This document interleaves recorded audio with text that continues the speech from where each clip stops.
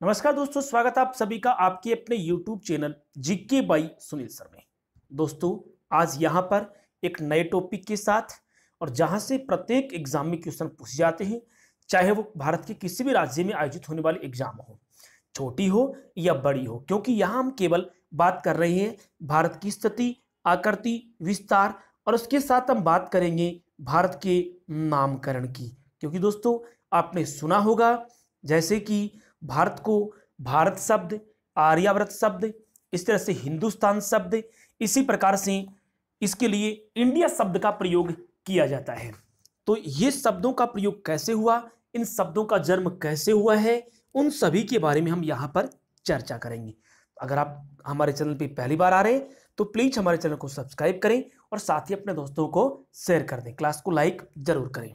तो पहला क्वेश्चन जहां से एग्जाम में पूछ जाता है, तो हम बात करेंगे यहाँ पर दोस्तों भारत के नामकरण की।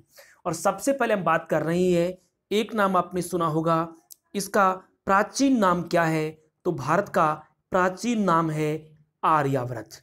क्या नाम है? आर्यावर्त। दोस्तों, ये आर्यावर्त नाम कैसे पड़ा तो ये आपको बता देता हूं। उत्तर भारत में उस समय यहां पर एक जनजाति रहती थी जिसका नाम क्या था? आर्य। इसी वजह से आर्य जिस क्षेत्र में रहते थे उस पूरे के पूरे क्षेत्र का नामकरण क्या कर दिया? आर्यावर्त।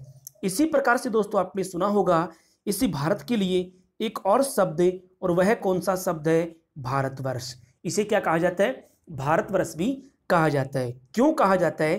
क्योंकि उत्तर भारत में यह जो आर्य लोग थे उनका एक राजा था जिनका नाम क्या था? वो शक्तिशाली राजा थे और इनका नाम था भरत। इसीलिए इस भरत का जहां तक शासन था दोस्तों, उस पूरे क्षेत्र का नामकरण क्या कर दिया गया? भारतवर्ष से कर दिया गया। इसे आपको बता रहा हूं दोस्तों, यही क्वेश्चन एग्जाम में पूछ जाती है। भारतवर्ष क्यों पड़ा? इसका नाम आर्यावर्त क्यों पड़ा? प्राचीन नाम क्या है? आगे बात करते हैं दोस्तों। और प्राचीन की अगर बात करें तो याद रखना क्वेश्चन एग्जाम में आ जाए कि जैन पौराणिक ग्रंथ है, हिंदू पौराणिक ग्रंथ है और बौद्ध जो प्राचीन ग्रंथ है, उन ग्रंथों में भारत के लिए कौन से शब्द का प्रयोग किया गया? तो दोस्तों, भारत के लिए कौन से शब्द का? जम्बू द्वीप शब्द का प्रयोग किया गया। कौन से शब्द का प्रयोग किया गया? जम्बू द्वीप का। कि निम्न में से भारत को जैन, हिंदू और बौद्ध प्राचीन ग्रंथों में किस नाम से जानते थे? तो वह किस नाम से? जम्बू द्वीप के नाम से जानते थे। निश्चित हो जाए दोस्तों, क्योंकि आगे हम बात करेंगे मानचित्र के साथ भारत के राज्यों के बारे में बात करेंगे और साथ ही हम बात करेंगे भारत की कौन कौन से देशों के साथ सीमा लगती है। हम एकदम से मानचित्र के साथ यहाँ पर पढ़ेंगे ताकि हम कुछ बेहतर समझ सकें। चलिए और नामकरण की बात करते हैं दोस्तों। इस भारत के लिए एक और शब्द है और वो है इंडिया शब्द। इसकी उत्पत्ति कैसे हुई? तो इंडिया शब्द की उत्पत्ति है वो एक ग्रीक भाषा है और उस ग्रीक भाषा का एक शब्द है जिसका नाम क्या है? इंडोस नाम है। ठीक है, और इसी इंडोस शब्द से किसकी उत्पत्ति हुई? इस इंडिया शब्द की उत्पत्ति हुई है।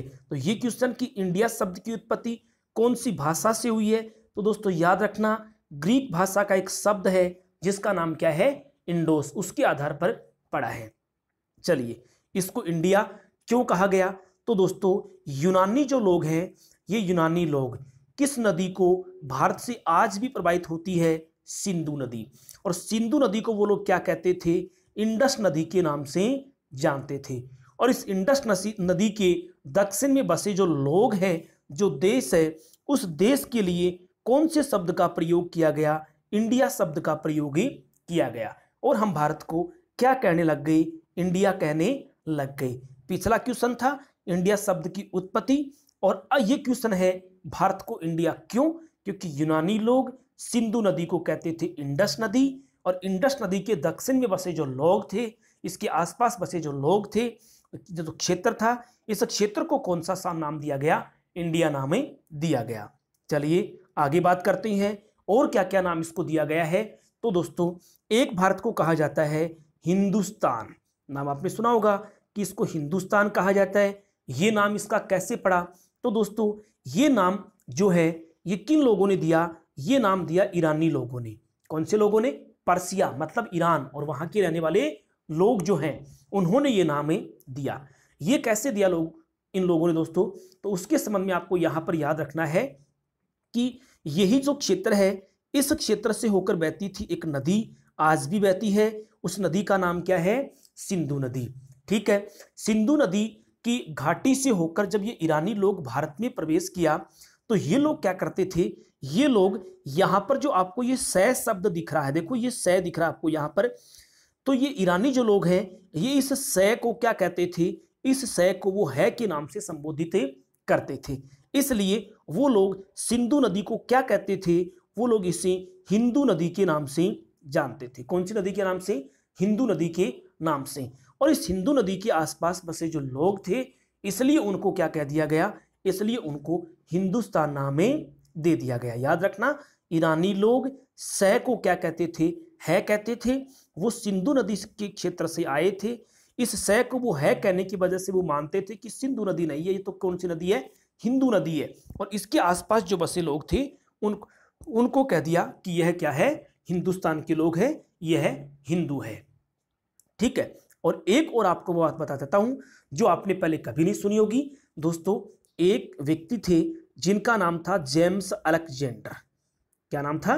जेम्स अलेक्जेंडर ने अपने विवरण में हिंदू शब्द जो है, हिंदू शब्द है, इसमें से किसको हटा दिया? है को हटा दिया। और भारत के लिए कौन से शब्द का प्रयोग किया? इंदु शब्द का प्रयोग किया। मतलब भारत को कौन से नाम से संबोधित किया था? इसको इंदु नाम से संबोधित किया था। एग्जाम में क्वेश्चन आ जाए कि भारत को निम्न में से किस व्यक्ति ने इंदु शब्द के नाम से संबोधित किया, तो वो है जेम्स अलेक्जेंडर। कौन है? James Alexander. क्यों? क्योंकि वो ई, इससे इन्होंने ई है हटा दिया, हिंदू से है हटा दिया, तो इसलिए ई और इंदु शब्द बच गया, इसलिए हिंदू को वो क्या कहते थे? इंदु कहते थे। अगर हम आगे बात करें वर्तमान समय में और भारतीय संविधान के संबंध में अगर हम बात करें, तो दोस्तों आपको याद रखना है संविधान का अनुच्छेद कौन सा? 1। और उस अनुच्छेद 1 में उसे क्या कहा है? भारत, अर्थात क्या शब्द संबोधित किया है? इंडिया। मतलब भारत या इंडिया क्या है? एक राज्यों का संघ है। क्या है? एक राज्यों का संघ है। ठीक है, तो ये था भारत के नामकरण से संबंधित, जहां से किसी न किसी एग्जाम में क्वेश्चन पूछा जाता है। ठीक है, तो चलिए आगे दोस्तों हम बात करेंगे यहां पर इसके राज्यों की। तो दोस्तों देखिए, ये जो भारत का नवीनतम मानचित्र है, नवीनतम का मतलब कि जब जम्मू कश्मीर से यहां पर इस क्षेत्र से हटाकर एक यहां पर नए केंद्र शासित प्रदेश का गठन कर दिया, 2 टुकड़े कर दिए, और एक जो इधर रह गया वो लद्दाख रह गया। उसके बाद जो जारी किया गया मानचित्र है वो मैं आपको यहां पर दिखा देता हूं। उसी के साथ दोस्तों अगर हम बात करें, अगर आपसे पूछा जाए कि वर्तमान में भारत में कितने राज्य हैं, तो दोस्तों याद रखना वर्तमान में भारत में 28 राज्य हैं और कितने? 8 केंद्र शासित प्रदेश हैं। कितने हैं? 28 राज्य और 8 क्या है? केंद्र शासित प्रदेश। ये क्वेश्चन भी आपको याद रखना है, क्योंकि पहले आता था कब? 29 राज्यों का नाम आता था। कब आता था 29 राज्यों का नाम? तो दोस्तों आपको बताऊं, थोड़ी जानकारी दे देता हूं कि 29वें राज्य के रूप में गठन किया गया था किसका? तेलंगाना का। किसको अलग कर? आंध्र प्रदेश का एक हिस्सा अलग कर तेलंगाना 29वें राज्य के रूप में गठन किया गया। कब किया गया? 2 जून 2014 को। ठीक है, लेकिन जम्मू कश्मीर के टुकड़े करके उसे राज्य का दर्जा हटाकर एक लद्दाख और एक जम्मू कश्मीर 2 राज्य बना दिए, इसलिए एक राज्य कम हो गया। कितने रह गए? 28। इसलिए 28वें राज्य के रूप में कौन बन गया? तेलंगाना। चलिए दोस्तों, क्या आपको पता है कि जम्मू कश्मीर और ये लद्दाख जो है ये केंद्र शासित प्रदेश कब बने थे? तो इसको आपको यहां पर याद रखना है, 31 अक्टूबर। कब बना है? 31 अक्टूबर 2019 को। क्योंकि दोस्तों 5 अगस्त, कितनी तारीख को? 5 अगस्त 2019 को संसद के द्वारा जम्मू कश्मीर पुनर्गठन अधिनियम पारित किया और कश्मीर राज्य का विघटन कर 2 केंद्र शासित प्रदेश बनाए। कब बनाए? 31 अक्टूबर 2019 को। तो ये क्वेश्चन भी करंट के हिसाब से आप इसको याद करेंगे, क्योंकि यहां से एग्जाम में क्वेश्चन पूछा जा सकता है। चलिए आगे हम इससे संबंधित और चर्चाएं करें। तो दोस्तों भारत जो है क्षेत्रफल की दृष्टि से विश्व का कौन सा देश है? 7वां बड़ा देश है। क्षेत्रफल की दृष्टि से यह विश्व का 7वां बड़ा देश है और विश्व के कुल क्षेत्रफल का भारत के पास कितना क्षेत्रफल है? 2.4% है। विश्व के क्षेत्रफल की दृष्टि से बड़े देश कौन कौन से हैं? तो ये भी आपको दोस्तों यहां पर याद कर लेना है कि विश्व का क्षेत्रफल की दृष्टि से सबसे बड़ा देश कौन सा है? रूस। उसके बाद में दूसरा बड़ा कौन? कनाडा। तीसरा बड़ा कौन है? यूएसए, संयुक्त राज्य अमेरिका। उसके बाद कौन? चीन। उसके बाद में कौन है? ब्राजील। उसके बाद में कौन है? ऑस्ट्रेलिया। ये 6 बड़े देश और उसके बाद में क्षेत्रफल में 7वां जो नाम है वो किसका आता है? भारत का आता है। भारत का क्षेत्रफल 32,87,263 वर्ग किलोमीटर है। ये भी एग्जाम में बहुत बार पूछा जा चुका है, तो दोस्तों आपको इसके बारे में याद रखना है। चलिए आगे बात करते हैं। हम इसकी सीमाओं से संबंधित चर्चा करेंगे। एक बार गौर कर लें आप यहाँ पे थोड़ा सा इसको देख लीजिए। ये जम्मू कश्मीर एक संघ शासित राज्य, केंद्र शासित प्रदेश, और शेष बड़ा हिस्सा जो रह गया दोस्तों वो कौन रह गया है? लद्दाख का क्षेत्र रह गया है। क्षेत्रफल में लद्दाख बड़ा है और जम्मू कश्मीर क्या है? छोटा है। लद्दाख की राजधानी क्या बनाई गई है? लेह बनाई गई है और जम्मू कश्मीर की राजधानी श्रीनगर और जम्मू रखी गई है। बस इसके बारे में चर्चा करना। और 31 अक्टूबर 2019 को ये एक नए राज्य के रूप में गठन किया गया। दोस्तों अगर ये क्लास पसंद आ रही तो प्लीज हमारे चैनल को आप सब्सक्राइब जरूर कर लें, साथ ही अपने दोस्तों को शेयर कर दें। चलिए दोस्तों अब हम बात करते हैं भारत के पड़ोसी राज्यों के बारे में। किसके बारे में बात करेंगे? भारत के पड़ोसी राज्य। जैसे कि आप दोस्तों इस मानचित्र में देख पा रहे हैं, इसमें नहीं तो आप दूसरा देख सकते हैं। उसके बाद ये तीसरा मानचित्र है और उसके बाद में आप यहां पर देख रहे हैं। मैं आपको यहां दिखा देता हूं दोस्तों, थोड़ा सा आप इसे यहां पर देख लें। तो चलिए, ये जो सीमा यहां से स्टार्ट हो रही है इस तरह से, राजस्थान, गुजरात और उसके बाद में पंजाब, पंजाब के बाद में जम्मू कश्मीर और जम्मू कश्मीर के बाद लद्दाख, यहां तक ये जो सीमा लग रही है आप देख रहे हैं, आपके सामने नाम भी दिख रहा है आपको, और वह कौन है? पाकिस्तान है। पाकिस्तान के साथ भारत की अंतर्राष्ट्रीय सीमा की लंबाई है 3,310 किलोमीटर। कितने किलोमीटर की है?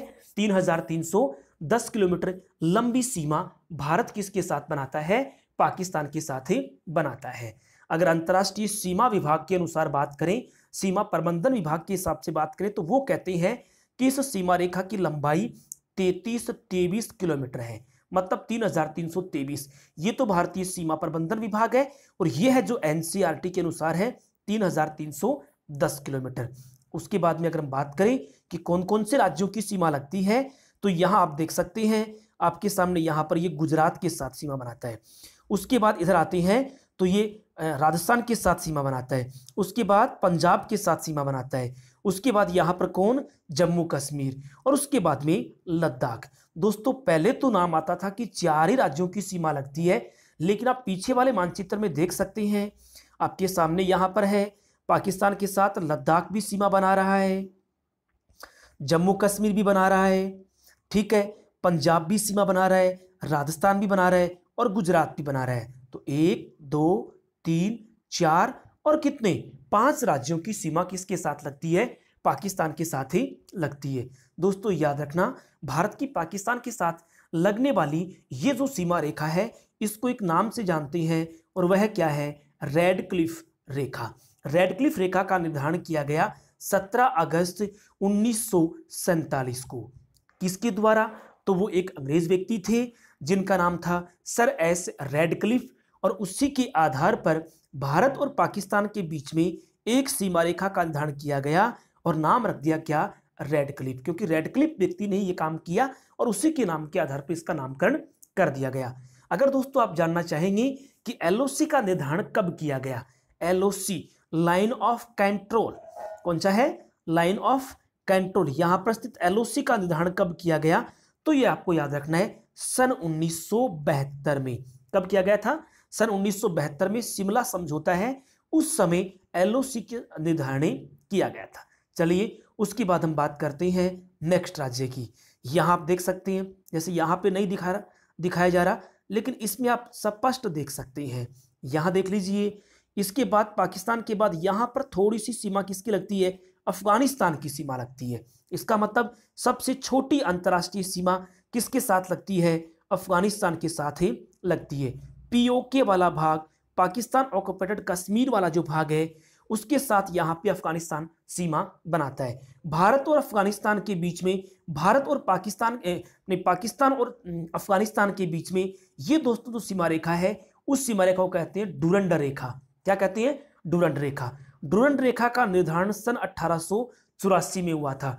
किसने किया था? व्यक्ति का नाम था सर डुरंड। उन्होंने इसका क्या किया था? निर्धारण। इसीलिए इस रेखा का नाम कर दिया डुरंड रेखा। ठीक है, आपको याद रखना है। और भारत का केवल एक ही राज्य है जो किसके साथ सीमा बनाता है? अफगानिस्तान के साथ सीमा बनाता है। और वो यहां पर इस मैप में आप देख सकते हैं, वह कौन है? जम्मू कश्मीर नहीं है दोस्तों, इसके साथ जो सीमा बनाता है वह कौन है? लद्दाख है। अब नए मानचित्र के हिसाब से अगर हम बात करें तो अफगानिस्तान के साथ सीमा बनाता है कौन?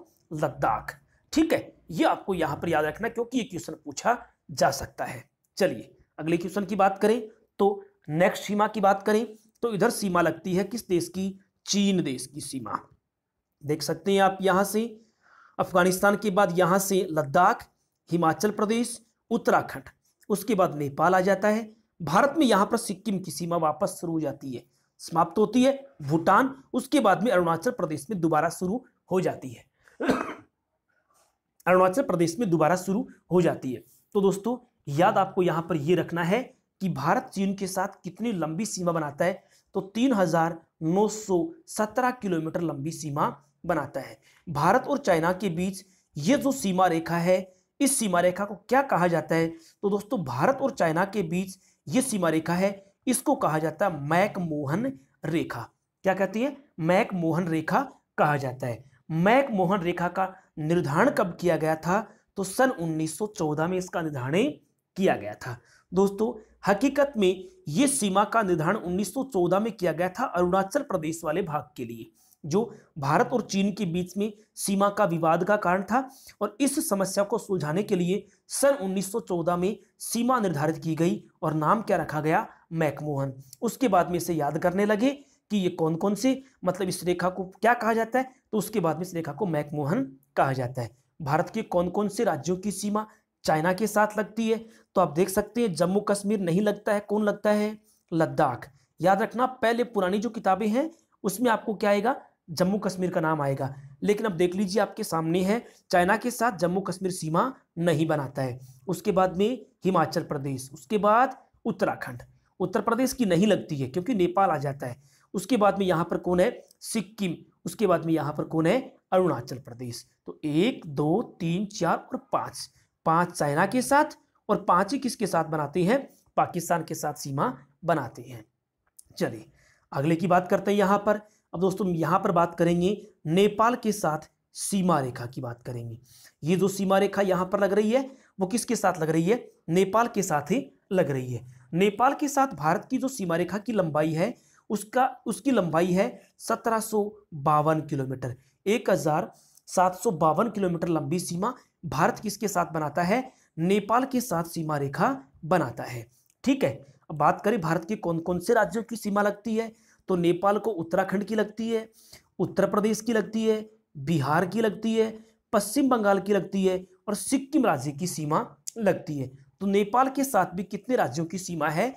5 राज्यों की सीमा है। आप भी देख सकते हैं, आपके सामने है। अगर किसी बुक्स में आपको मिले कि वेस्ट बंगाल की सीमा नहीं लगती तो आप देख सकते हैं वेस्ट बंगाल यहां से स्टार्ट होता है, उसके बाद में ये सिक्किम तक जाता है। तो यहां पर ये वेस्ट बंगाल की सीमा किसके साथ लग रही है? ये सीमा यहां पर नेपाल के साथ ही लग रही है। इसलिए टोटल मिलाकर सिक्किम, वेस्ट बंगाल, बिहार, उत्तर प्रदेश और उत्तराखंड 5 राज्यों की सीमा नेपाल के साथ लगती है। अगली बात करें, अब शुरू करते हैं भूटान के बारे में। तो सिक्किम के पूर्व में स्थित यहां पर दोस्तों भूटान देश है और भूटान की कुल जो सीमा रेखा की लंबाई जो भारत के साथ सीमा बनाता है, उस सीमा रेखा की लंबाई कितनी है? तो इस सीमा रेखा की लंबाई है 587 किलोमीटर। कितने किलोमीटर है? 587 किलोमीटर। दोस्तों अगर इसमें किसी प्रकार की कमी हो तो मुझे आप कमेंट बॉक्स में जरूर बताएं। साथ ही आपको ये क्लास कैसी लगी मुझे ये भी आप कमेंट बॉक्स में जरूर बताएं। अगर आप हमारे चैनल पे पहली बार आ रहे हैं तो प्लीज हमारे चैनल को सब्सक्राइब जरूर करें। चलिए नेक्स्ट बात करते हैं कि भूटान के साथ कौन कौन से राज्यों की सीमा लगती है। तो इधर आप देख सकते हैं सिक्किम की सीमा लगती है, ठीक है। उसके बाद में और किसके साथ है, वेस्ट बंगाल की सीमा लगती है, बिल्कुल लगती है। असम राज्य की सीमा भी लगती है और अरुणाचल प्रदेश राज्य की सीमा भी लगती है। तो केवल यहाँ पे देख सकते हैं 4 ही राज्यों की सीमा है जो भूटान के साथ सीमा साझा करती है। तो भूटान के साथ 4, नेपाल के साथ 5, चाइना के साथ 5, पाकिस्तान के साथ 5 और अफगानिस्तान के साथ 1 राज्य की सीमा लगती है। उसके बाद हम आते हैं पूर्वोत्तर भारत में। आपके सामने है पूर्वोत्तर भारत और अब बात करेंगे म्यांमार अथवा बर्मा के साथ सीमा। ये देख सकते हैं आप, इस तरह से यहां तक है, ठीक है। कौन कौन से, तो देखिए दोस्तों, म्यांमार के साथ इस सीमा रेखा की कुल लंबाई है 1458 किलोमीटर। कितने किलोमीटर है, 1458 किलोमीटर। कौन कौन से देशों के साथ सीमा, कौन कौन से राज्यों के साथ सीमा, तो यहाँ पे आपको दिख रहा है अरुणाचल प्रदेश। उसके बाद में नीचे आते तो यहाँ पे नागालैंड है, यहाँ पर मणिपुर है और यहाँ पर कौन है, मिजोरम है। इन सभी के साथ म्यांमार सीमा बनाता है। ये प्राकृतिक सीमा, यहाँ पर कुछ पहाड़ियाँ भी हैं जिनके नाम आपने सुने होंगे दोस्तों।